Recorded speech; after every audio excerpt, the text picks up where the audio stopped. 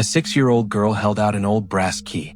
It hung on a loop of green electrical wire, the exact wire my dead grandfather used to carry his keys on. Her father said an elderly man had let them into a locked room the day before. Thin, navy cap, missing a button, missing the tip of one finger. My grandfather had been dead for 13 years. I was holding the door open with my own hand, and I still didn't want to walk in. I won't waste your time swearing I don't believe in ghosts before spending the next 10 minutes proving I do. Truth is, I don't know what I believe anymore. Before this, I had opinions about things that had never once happened to me. Not anymore. November 2021. My family finally agreed to sell my grandfather's old place, a house sitting just outside a small town on the coast. Calling it a farmhouse is generous. That's a word a realtor uses right before tacking 50 grand onto the listing. 2 cramped rooms downstairs. One upstairs bedroom that baked in July and froze in January. A backyard with an apple tree nobody in the family even liked. You couldn't see the ocean from the yard. You had to climb onto the back edge of the roof, wedge yourself between 2 pines and squint. That confirmed the water was still out there. That was the whole view. My grandfather, Walter, died in 2008. Alive, he never acted like a homeowner. More like an unpaid guard on duty. Same faded navy cap. Same gray cardigan, 3rd button long gone. He'd sit for hours on a low wooden stool under that apple tree whenever the weather let him. His left index finger was short. The tip gone since he was young, taken by a planer at the lumber mill. And he refused a normal key ring. Every key he owned hung on a loop of green insulated wire. None of us ever understood the point. He didn't care. He liked it that way. After he died, the house drifted. Family home, then storage unit, then a quiet source of guilt nobody spoke about out loud. No one visited. No one wanted to be the one who said, "Sell it first." Then a storm tore open part of the upstairs roof, and suddenly everybody got practical fast. If you've split ownership of a family property before, you already know the pattern. Everyone's the boss until a bill shows up. Then somehow they're all just distant relatives with opinions. 2 months of group texts. 2 months of whatever you guys think is best. I ended up doing all of it like always. My childhood friend Jason handled real estate for a living, so I handed him a key. He shot some photos, posted the listing. The small upstairs bedroom didn't make the cut. Its door had been stuck for years. Key turned fine. Latch never pulled back. We left it alone. Whoever bought the place would be gutting it regardless. Jason's listing called the house in need of selective updating. Real estate code for we're not listing every single thing wrong with this place. Listing went live on a Wednesday. Saturday, 11:17 in the morning, Jason called. I remember the exact minute because I checked the timestamp on my phone more than once afterward. "If you guys already sold it, tell me now, I'll pull the listing," he said. I was half asleep. "What place?" "Your grandfather's house. The family from yesterday's showing just called. They want to put down earnest money Monday." My first guess was my uncle. Some side deal he'd cut without telling anyone. Annoying, sure, but at least it made sense. I called him. Dialysis Friday afternoon, confirmed. My aunt out of state. My dad had been with me until well after dark. 2 keys existed. Jason had one. I had the other. I told Jason the buyers must have toured a different house. "Then let's make sure," he said, "they don't hand earnest money to the wrong one." We agreed to meet them there that afternoon. A completely ordinary couple, early 40s, with a daughter, 6 or 7 years old, relocating from out of state. The husband's face went confused the second he saw us. He pointed at Jason. "You weren't the man here yesterday." "Nobody was here yesterday," Jason said. That's when his face changed. They told us they'd driven by around 5 Friday evening, just to see the property from the road. When they pulled up, an old man was sitting in the backyard under the apple tree. They asked if this was the house for sale. He waved them over. "Come on. We've been expecting you."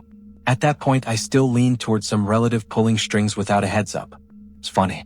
Before people let themselves get scared, they'll grab onto any explanation that keeps the world normal a little longer. The husband said the old man walked them through everything for half an hour. Pointed out 3 loose black and white tiles under the kitchen window. Told them the chimney flashing leaked on the east side, and new shingles wouldn't fix it. Asked them, specifically, not to cut down the apple tree, because its roots held up the old stone retaining wall. Every single detail was true. I remembered those tiles from childhood. Nobody knows exactly where a chimney leaks unless they've stood on that roof. And my grandfather was the only human being alive who ever took an apple tree's structural opinion seriously. Why would a stranger trying to sell a house spend half an hour listing its flaws? What did he look like? I asked. Late 70s, maybe 80. Thin build. Old Navy cap. Half the retired men on the coast fit that. I actually relaxed a little. Then the wife spoke. Gray button-up sweater. Missing one button. Before I opened my mouth, their daughter added it herself. And his finger was short. That was the first moment real cold hit me. It was November. I had a convenient excuse ready and waiting. Jason still figured some neighbor was running an elaborate prank. We unlocked the front door, went in. The couple correctly named the wood stove spot, the water stain behind the pantry. Fine. That could have come from the photos. Then the wife mentioned their daughter had left her little wooden rabbit upstairs. In the locked bedroom. That room doesn't open, I told her. The husband just looked at me. The old man opened it. On our way out, he gave her the key. Said we'd be back soon enough, she might as well hang on to it. We were going to return it today. The girl dug into her coat pocket and pulled out an old brass key, strung through a loop of green wire. I carried it upstairs myself. Slid it into the lock. Turned it once to the right. The door we'd fought for years, oil, screwdrivers, shoulders, open like it had been serviced that same morning. Inside, an iron bed frame, 2 empty feed sacks, and a small yellow wooden rabbit sitting under the window. New, clean, everything around it wore the kind of dust that makes you not want to touch a single thing. I actually checked the floor for footprints like my brain had decided this was a movie now.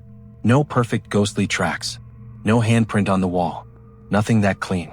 By the time I noticed, 5 of us had already tracked through the dust anyway. We went back downstairs. My hands weren't steady while I dug through old photos on my phone. Didn't tell them what I was looking for. Found one from a 4th of July cookout, 2006. 12 people around a folding table. My grandfather standing near the back, navy cap on, half his face lost in shadow. I passed the phone to the husband. He studied it maybe 2 seconds and pointed straight at my grandfather. That's him. That's the man who showed us the house. His wife took the phone next. Looked longer. He seemed a little older yesterday, but yeah, that's him. Their daughter glanced at the screen. That's Mr. Walt. I actually tried to remember if one of us had said his name out loud already. Nobody had. Jason still swears to this day we hadn't.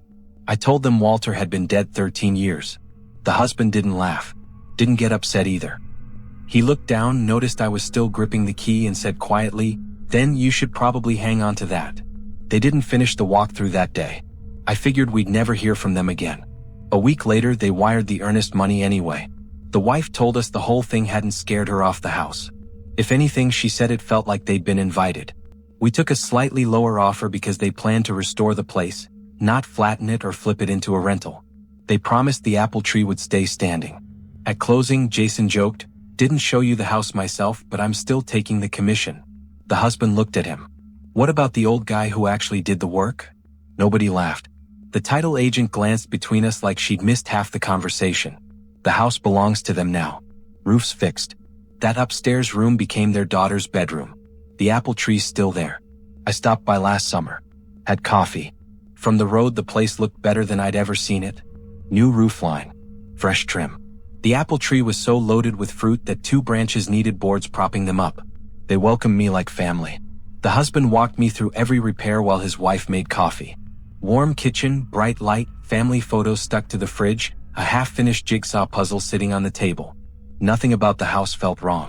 The only wrong thing was how carefully they steered certain questions. I asked if the house had given them any trouble. He said, "Nothing you wouldn't expect at its age," and immediately asked about my job. I mentioned Walter would have liked that they kept the apple tree. His wife stood up mid-sentence and asked if I wanted pie. I asked how their daughter liked her room upstairs. "She loves it," he said. His wife was already talking about the girls' school before I could follow up. I told myself I was reading too much into it. They'd bought a dead man's house after a tour from someone who looked exactly like him. Maybe they were just tired of the subject. Finishing my coffee as casually as I could manage, I asked whether their daughter still remembered Mr. Walt. Neither one answered right away. Then he said, "Kids say all kinds of things." His wife gathered the empty cups and asked if I wanted to see the retaining wall before I left. Their daughter was outside, under the apple tree, cross-legged in the grass, the yellow rabbit beside her. Taller than I remembered. Otherwise just a kid enjoying a summer afternoon. Her parents lingered near the house, checking a downspout. I kept walking toward the wall. Passing the tree, the girl looked up. smiled. I smiled back. Then, trying to turn the thing nobody inside wanted to talk about into a joke, I nodded at the house. So, how's Mr. Walt? Her smile dropped. She tilted her head, studying me. Something in her expression sat wrong, though I couldn't have named it in the moment. A second earlier, a polite kid smiling at an adult. Now, something closer to annoyed. Almost offended. When she spoke, her voice dropped low and rough, nothing like the voice that had just smiled at me seconds before. I was never your grandfather. I got in my car 10 minutes later. Didn't say much on the way out. I still don't have an answer for what that was, and honestly, I've stopped looking for one. Some houses just remember who used to sit under the tree. Some things wear a face because it's the one thing that'll make you open the door. If a story like this gets under your skin the way it got under mine, stick around. This channel's full of them, and there's always another key waiting to turn.